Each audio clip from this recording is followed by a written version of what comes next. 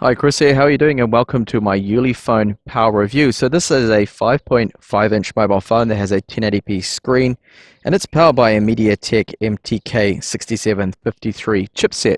That's an octa-core, 64-bit. It's running Android 5.1, has 3 gigabytes of RAM. So spec-wise, doesn't seem that bad, but it is more of a low-end chipset, that chipset. As you can see, the mobile phone is rather bulky and is a little heavy too. But there's a reason behind that. It's because it has a 650 milliamp hour battery within there. And moving around the phone, you can see along here we do have this very nice metal trim, which does feel nice in hand. And access to the power on button there isn't too bad. And we have a rear fingerprint sensor scanner there that works hit and miss. Doesn't seem to always work all the time. A 13 megapixel Sony IMX214 sensor, dual LED flash, and on the right hand side is the volume up and down rocker, power on button. Now this little button here is a quick launch button. If you hold this down, it will launch the camera, but there's a catch. You've got to be unlocked by the fingerprint scanner or entering your PIN number if you are going to lock the mobile phone, that is. And on the bottom we have a micro USB 2 port, our microphone. On the left hand side, just the dual SIM tray there, and on the front a 5 megapixel front facing camera. So let's have a look at the phone in more detail, run through some benchmarks, some gaming, audio tests, and have a look and see if this extra large battery is worth it for the trade-off in size and weight.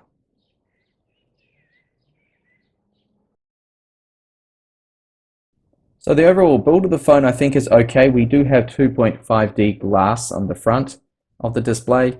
We have rounded edges just along here. Now they have already pre-applied a screen protector already on it, and to me that normally, me personally, screams out this isn't Gorilla Glass. Why are they putting screen protectors on it from the factory? But they do claim it is, and it does have that rounded corner. So possibly it is. I mean, I can't confirm that. There's no way for me to test or find out. It's not like they actually mark on here Gorilla Glass 3, but all in all, it's not bad, the look of the screen. And the colors of it at the moment, I have it at 100% brightness. Now, it does look reasonably good. Viewing angles are good. The colors, the blacks look good, so do the whites. These are some sample images I took a few years ago on a Galaxy Note 4, not actually this phone. But yeah, the screen is quite nice, it's good. I really don't have too many complaints with it, but as you'll see in this next little clip here, that the sunlight legibility really isn't good at all. So here in direct sunlight, the screen is quite hard to make out. I do have the brightness set to maximum, but it's very hard to see. Quite a bright day here. I can make it out with my own eyesight, but the camera lens and the sensor is definitely struggling to actually see anything on screen there. So in terms of sunlight legibility, it's not the greatest.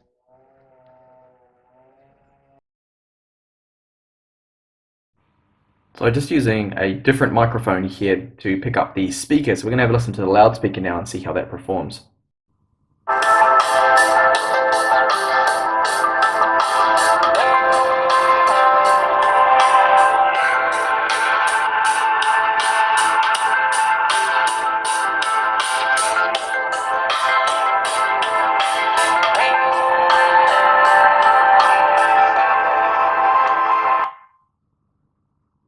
So it's actually quite loud, and I find this speaker to be fine. Now the 3.5mm headphone jack, I have no issues with the quality that comes out of it. It is also loud as well, and there's no static or buzz that I can pick up coming over the jack there. So all in all, the sound quality I think is perfectly fine, and I think most people will be very happy with it.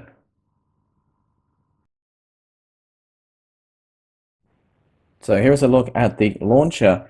Now the whole phone is running Android 5.1, and it's quite a stock kind of Android skin that they use. Now there are two launchers that you can use.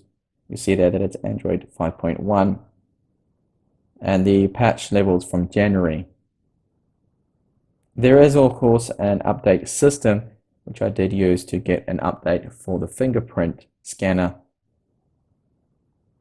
So the two launchers you have either this U launcher or the Launcher 3. This at the moment is Launcher 3, and I find the performance of it is fine. It's not, the launcher itself doesn't have any stutter or lag. Everything's good. It opens things up fine. Now the home button, hold that down for multitasking there to switch between apps. Switching between apps seems to work relatively well. I don't have a lot opened at the moment, but when you do have quite a few things there loading up the 3 gigabytes of RAM, it can get a little bit of a lag sometimes.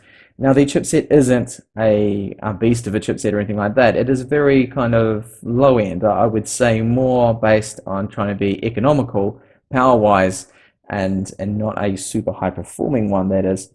And the other launcher is this U launcher, which is just basically another theme, another skin that has more of a, what could you say, a retro kind of look to it with different icon style there. It depends what you like personally there. But overall, I find that both of the launchers there, they perform fine and no real issues. There isn't any stutter or lag as mentioned. And if I quickly move now to show you just some of the actual phone's performance, I'm just going to go back to the Launcher 3. I prefer that one. I did take quite a few screenshots just to go through and the performance of the phone. So in terms of bloatware too, sorry that I almost didn't mention that, we really don't get any bloatware, which is good to see. I hate having phones that are just stuffed full of bloatware. I'm pretty sure everyone else does, but crammed on loads of apps you don't even need. That isn't the case here. And we also do have FM radio, which is included. So you'll see from these benchmark scores now that it's not a powerhouse of a mobile phone. It's never really meant to be with the chipset it has. There's an octa-core, and it does have that Mali T720 graphics. So that's a multi-core score there for those interested. Even though it's an octa-core, I mean, it's not really that high at all. It just, well, it's almost getting close to 3000 there. And this is the Antutu 6.0.1 score, 37K.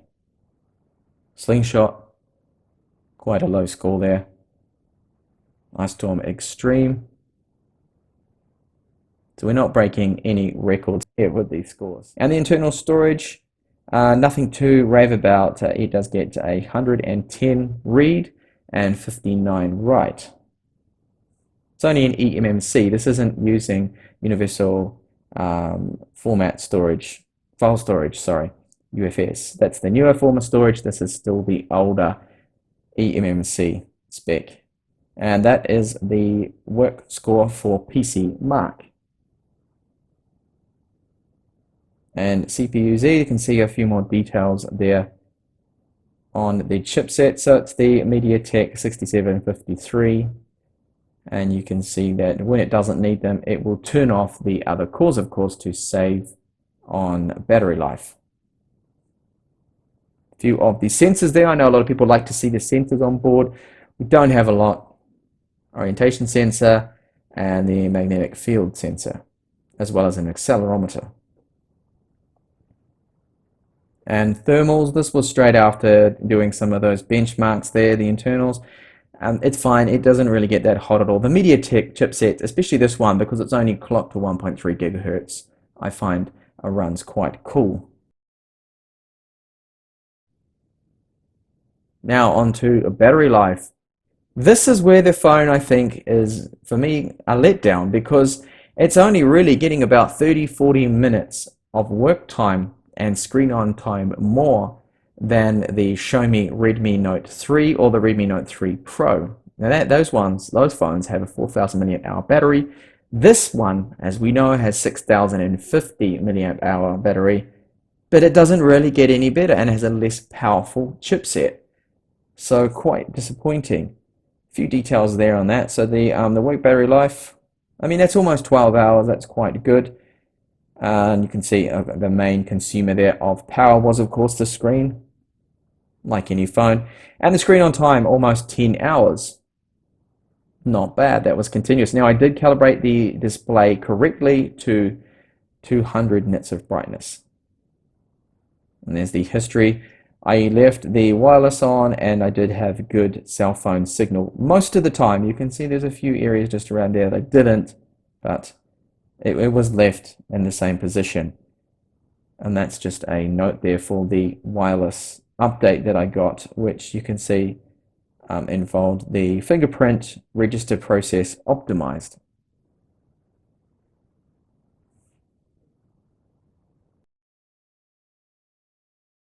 Now a quick internet browser test. This is just the default Android browser that's in there. It's not Chrome.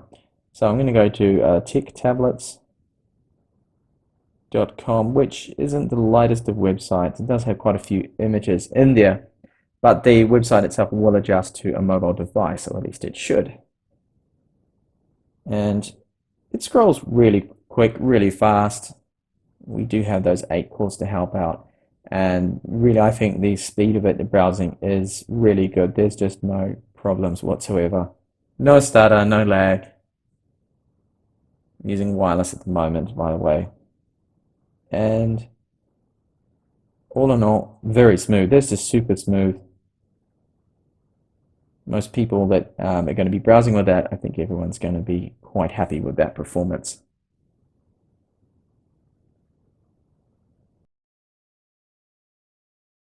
Now, one of the better aspects of the phone is the GPS performance. I found to be actually surprisingly good.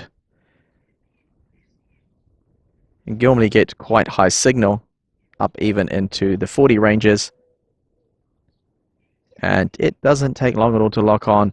And I've noticed that even moving around, using it when I was out and about, it tends to hold the signal quite well, which often isn't the case with MediaTek cheap chipsets, and their GPS tends to sometimes be quite poor, but I'm getting quite good signal and the accuracy seems fine.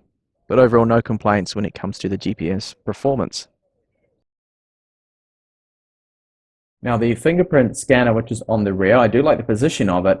This is probably one of the weaker points of this phone, and Ulefone are aware of a problem with it because they did push out an over-the-air update, which was some new drivers for the fingerprint scanner. But I've still found that it to be hit and miss. It only seems to work about 70% of the time. Let's see if it works for me on camera. There we go. It actually did work. That was good. Probably going to work for me now on camera every single time I try it, as it is.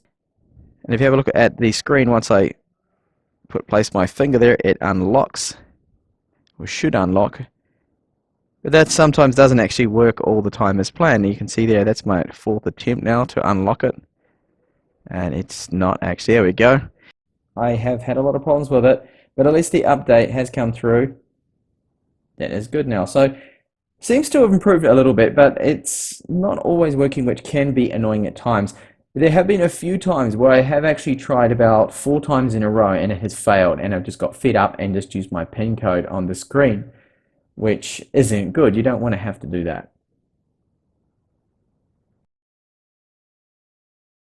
And here's a quick look at the camera settings we have here. So there's a few things we can tweak here. Resolution is a 13 megapixels maximum. You can adjust the ISO all the way up to 1600. GPS location, a few other settings there. Video, we don't really have that much in terms of options. The video quality can be adjusted to fine, medium, high, or low, which just adjusts the bit rate. We also have high dynamic range, a few other different filters and settings that you can change live photos there. And you can also use the fingerprint scanner to take a photo. Now let's have a look at some front-facing camera samples right here. Alright, this is Chris here with the Ulefone Power. It's a front-facing camera sample shot in the default settings.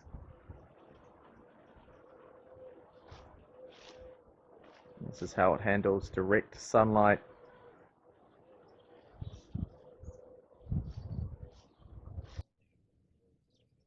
And now the shutter speed isn't too bad at all. It's relatively fast. And I will show you some of the samples I took around the place here from the 13 megapixel Sony IMX214 sensor.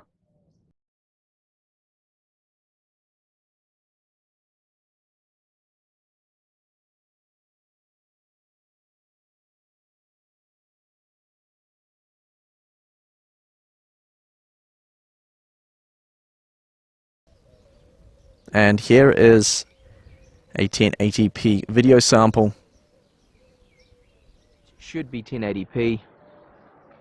Let's have a look at the focus now, on how well the autofocus adjusts. Not particularly fast, although it seems to be handling this okay.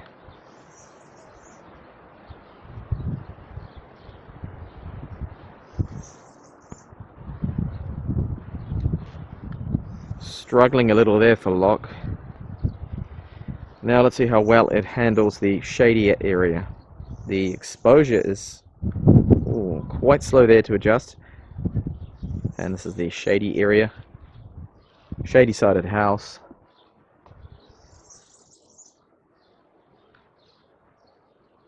Focus again, having a little bit of trouble there. And again, the quality is very disappointing.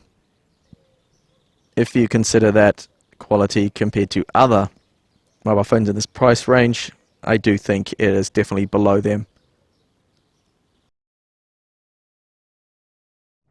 And now onto the fun part. Let's test out some games on the Ulefone Power here. And start off with, I'll go to Clash of Clans. I know this is a rather lightweight game, but it can actually lag on some systems when there's a lot going on. Now, I don't have a particularly large town at the moment. The performance in this game, at least, so far seems good. I have some troops there ready to go, so I will have a small test of a battle.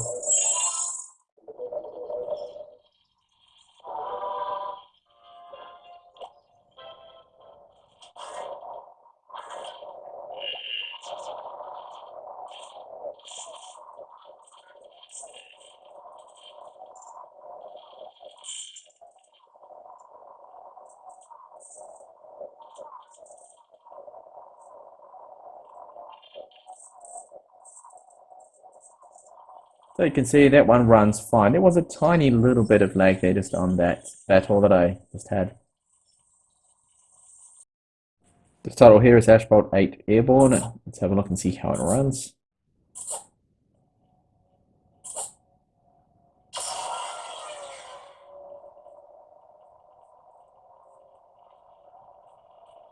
Oh, so definitely a bit of stutter there.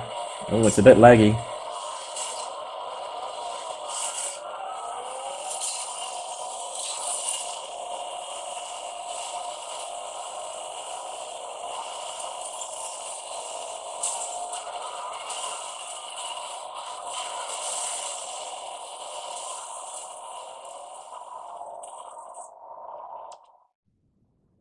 Okay, that one has some definite lag there, as you can see. A lot of stutter, so not the best, that one. So we'll move on now and try another demanding game, which is Mortal Kombat X.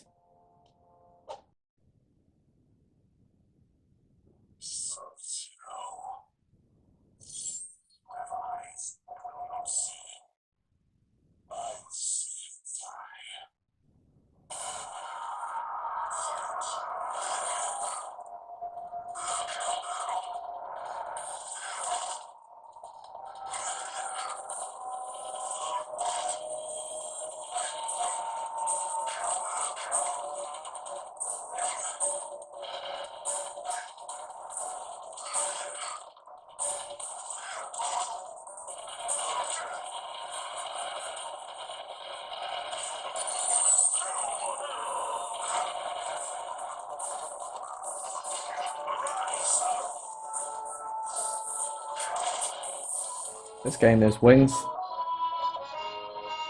It's actually an old Amiga classic. If anyone had a Commodore Amiga 500 or 2000, might remember this. A remake of it.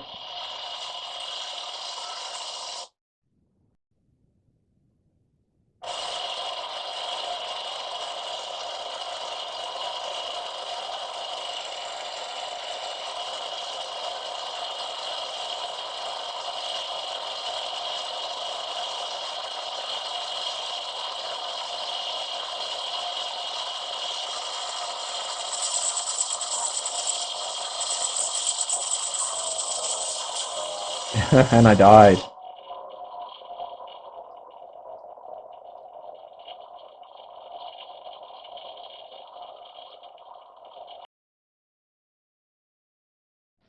So to quickly recap my findings, the gaming performance, as you can see from those videos, is average. It's not the fastest.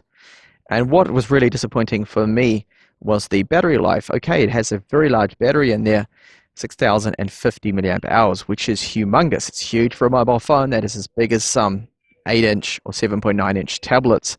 But it doesn't perform any better than the 4,000 milliamp hour battery found in the Xiaomi Redmi Note 3 or the Redmi Note 3 Pro. The camera performance is quite disappointing, and that rear fingerprint scanner just doesn't seem to work very well at all. Even with the over-the-air update, it hasn't really improved things for me personally. My unit is still only working at least 60% of the time, and I do find that to be unacceptable. The rear camera performance is also quite disappointing. Video performance, not really that good at all. So all in all, I can honestly not really recommend this phone. I would just go for the Xiaomi Redmi Note 3 or the Redmi Note 3 Pro for about 10 to 15 US more than the Ulefone Power. I think it's definitely worth it. Thank you for watching the review, and hopefully see you back in the channel for more reviews on tablets, mobile phones and mini PCs.